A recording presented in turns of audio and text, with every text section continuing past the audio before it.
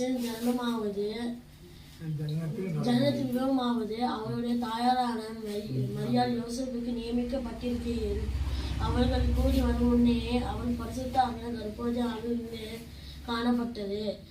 அவளுடைய புருஷனாக யோசேப்பு நீதிமானாய் இருந்து அவளை அவமானப்படுத்த மனதில்லாமல்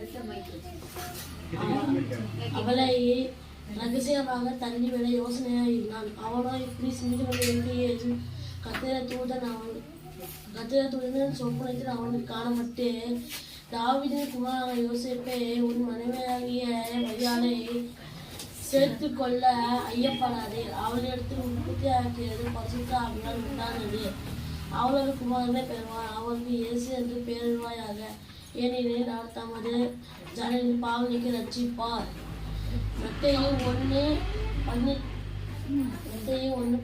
சங்கீதம் 23 அதிகாரம். கர்த்தரை மேய்ப்பராக இருக்கிறார், நான் தாழ்ச்சியடைகிறேன். அவர் என்னை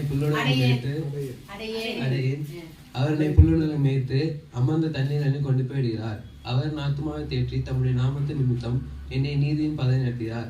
நான் மரண நிலையில் பள்ளத்தாக்க இருந்தாலும் பொல்லாப்புக்கு பயப்படேன். தேவரே, என்னோட கூட இருக்கிறீர். உமது கோடும் தடிமனை தேற்றும். என் சத்துருக்கு முன்பாக நீர் எனக்கு ஒரு பந்தையை ஆயத்தப்படுத்தி என் தலையானியாக அபிஷேகம் பண்ணுகிறீர். என் பாதை நிரம்பி விடுகிறது. என் ஜீவனோடு நான் நன்மை கிருபை தொடரும். நான் கத்தை விட்டு நீதிக்காக கேட்பேன். ஆமென்.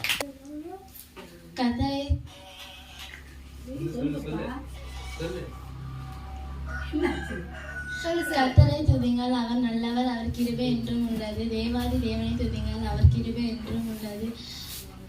கர்த்தரை துதிங்கள், அவர் கிருபை என்றும் உள்ளது. ஒவ்வொரு பெரிய அதிசயங்கள் செய்கிறவை துதிங்கள், அவர் கிருபை என்றும் உள்ளது. யானமாய் வானங்களை துதிக்கிற துதிங்கள், அவர் கிருபை என்றும் உள்ளது. சங்கீதம் 136.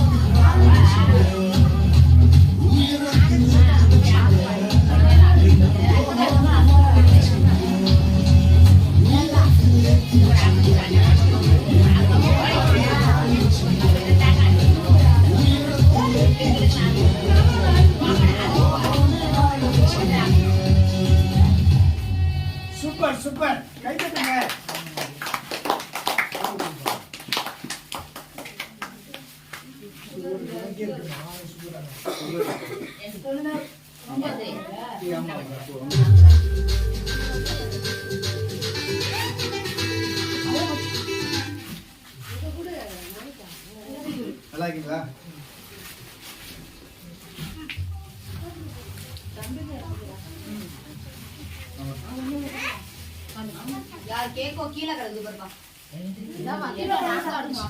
நமக்கு ஞாயிற்றுக்கிழமையில சாயந்தரத்துல ஆராதனை இருக்கும். என்ன பண்ணுங்க, தவறாம புதுசா வந்து கலந்து கொள்ளுங்கள். கற்றுக்கொள்ள பரவாயில்ல, ஆசீர்வதிப்பார். இந்த வாரம் இருக்காது, அடுத்த வாரத்தில் இருக்கும். காலண்டர், நம்ம சர்ச்சை காலண்டர் இருக்கு, அது என்ன பண்ணுங்க, வாங்கிட்டு போங்க, வாங்க பண்ணுங்க, அதை வாங்கிட்டு போங்க.